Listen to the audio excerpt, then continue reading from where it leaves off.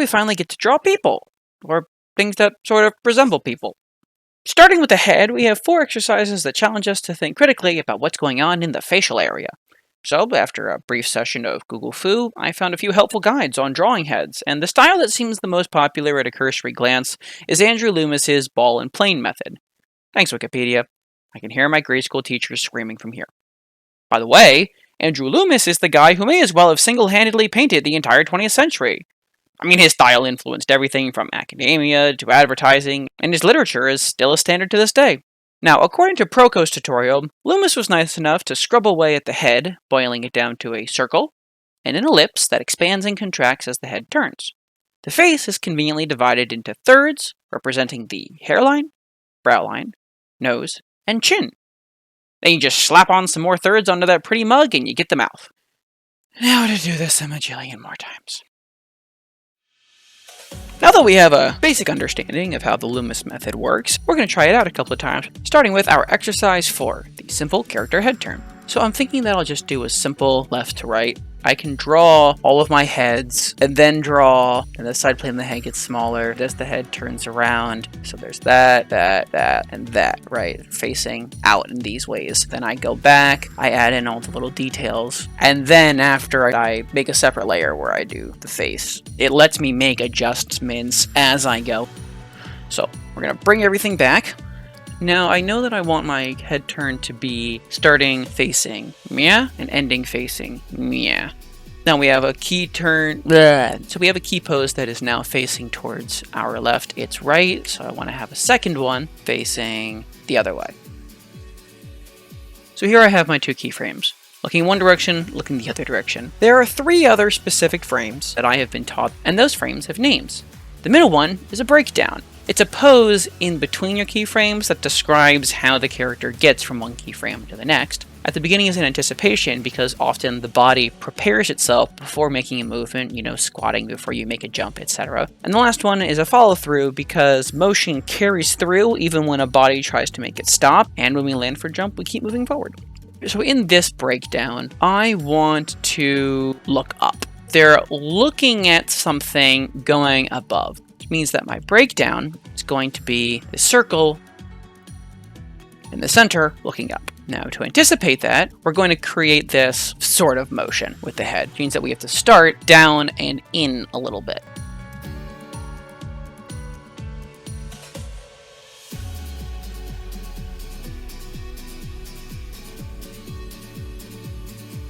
Great, now let's add some in-betweens, so that way we know how many heads we have to draw in order to do this. I really gotta stop clicking using the stylus. That's a box. Now I'm working with 5 frames currently, and let me just try 11 frames for my turn, just to see what that's like. Because I know, no, there it is.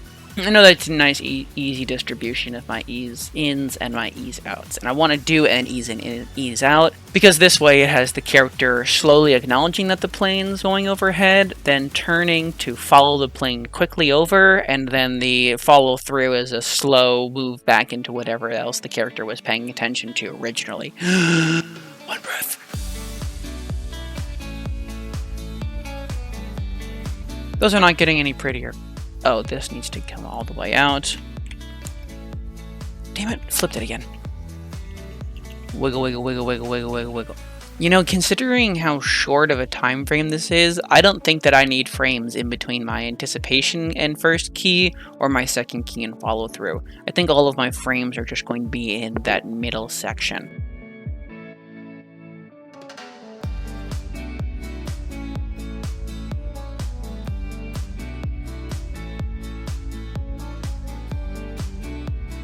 Close enough.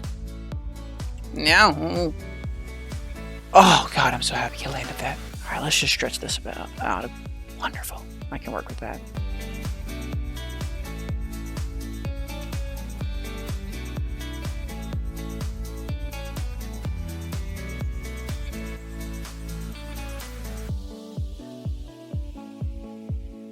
Yeah, that dude outside the chainsaw is going at it. I hope one day I can have as much fun as he is. That's some work satisfaction. Damn.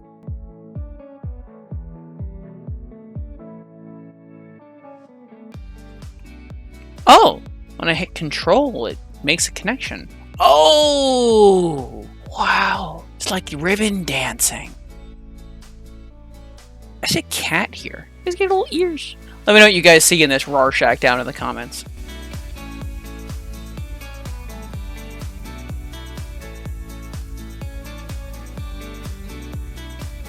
It's just circles. Not out to get you.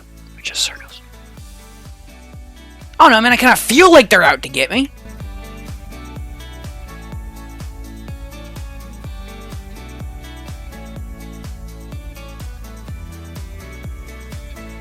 Let's see what we got. It's in, and then it goes to the top left. It has that slight diagonal. However, over here, it goes down. So I just need to drag this frame and bring it to the left a little bit. Perfect! Like an eye rolling. Next up is I have to create the Loomis Method, side plane, ovals, ellipses. Which means I have to start thinking really critically about the direction that this character is looking at in each of these. So I'm going to make an arrow for myself each frame. So I have that as a reference.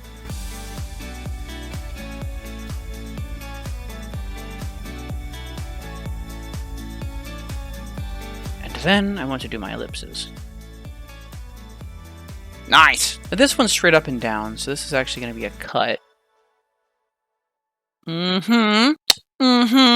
Look at that. Circumferential. Look at that. Elliptical.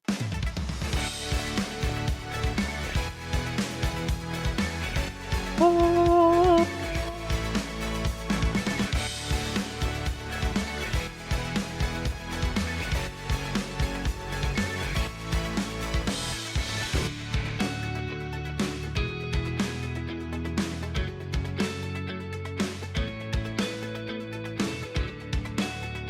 Do those flow the way that I want them to? Yeah, it's alright. It's okay.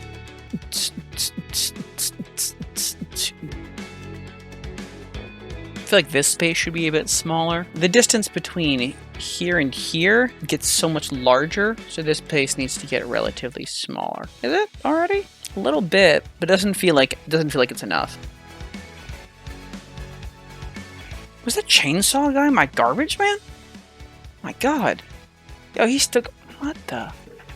That's not a garbage truck. That thing's got vices. It's like a megalodon. They're fucking taking trees out on the other side of... What is... Oh my god. Science has gone too far. That thing could hold a kaiju.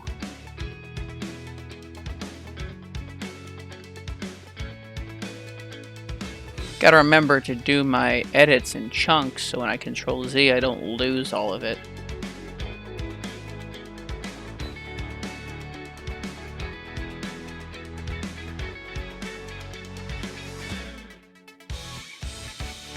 Oh, that's interesting. This ellipse matches that line really nicely, but this one needs to go down further. Because this is the bottom line I've created for myself for chopping off the sides of the head. I need this ellipse to match that.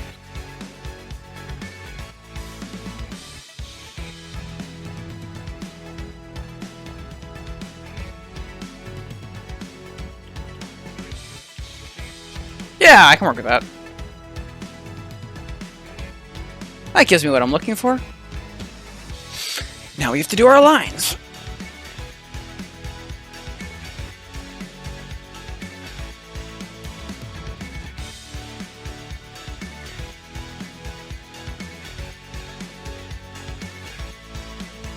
Honestly, my anticipation and follow-through is pretty terrible in this. The character doesn't look at all like they're leaning into an action and then following through with that action afterwards. It's mostly just that they're doing this head turn. Now, the head swoop is definitely believable. I think that I'm in pretty good shape there. Why don't I just do this? Oh.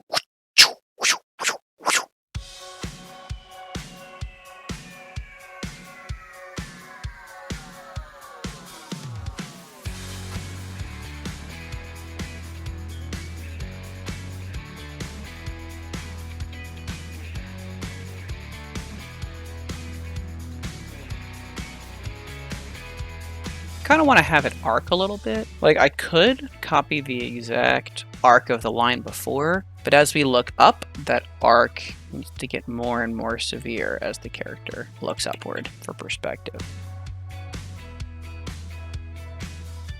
Ugh. Oh, I don't know about that at all. I think I just need to bring this in a little bit. Yeah, that works.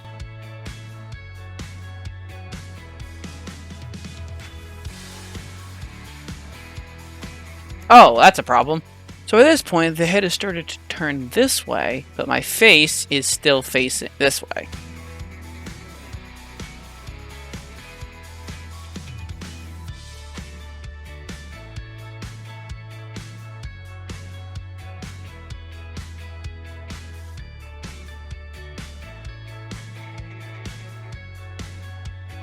And I keep crossing over. I keep starting my segmentation on the left lower than where it started on the frame before. And then it ends up curving higher, crossing over, and then landing higher over here. And that's to kind of simulate the idea that if you take your head and you lift it up, the back of your head goes down while the front of your head goes up. So that's the side of the head going down as the top of the head goes up. I'm going to see if that works out the way that I'm imagining it. I hope it would, because I would look smart as fuck if I managed to pull this off.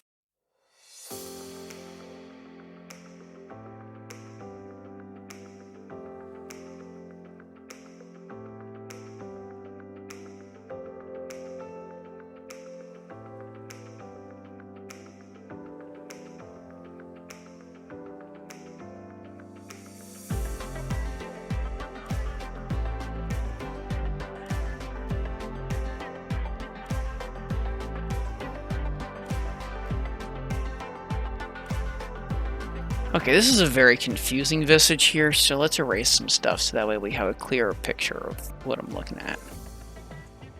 Okay, and let's just shave off the sides while we're at it. Yeah, that's something. That's a thing. That exists. Just gotta do it on the other side.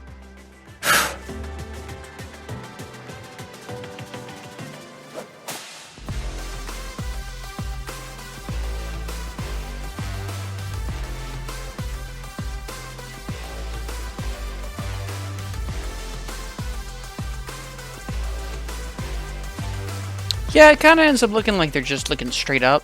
They're just going doop, doop. It's not really that rounded motion that I wanted. What would I do about that? You know, you guys let me know what you think I should do about that.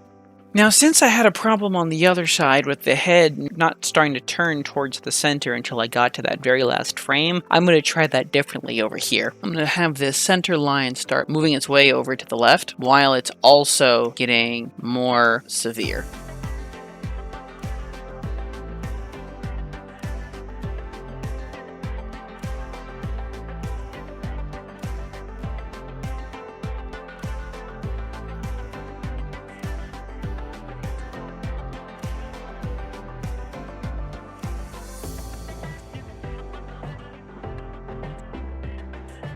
This is a little bit severe on this turn here. It's like a long straight line here, but it gets really severe with the arc. I've got the arc over here, when really I need the arc to be where the front of the face is.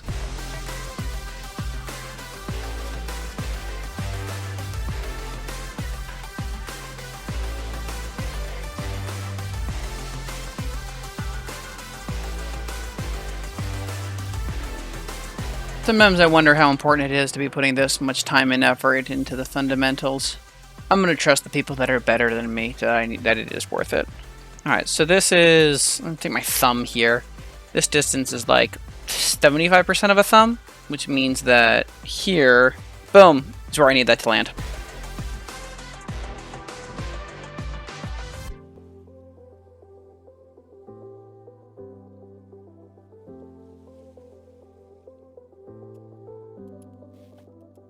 That is definitely a head that turns. And if I delete the arrows, the question is, will it look the way that we want it to? I'm going to put them on a different layer instead of deleting them, because I do like them. They are still a nice reference to have.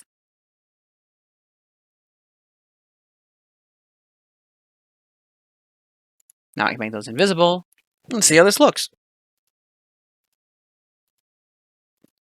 That is definitely a head that turns, and it gets all sort of wiggly wobbly. It deforms to all hell.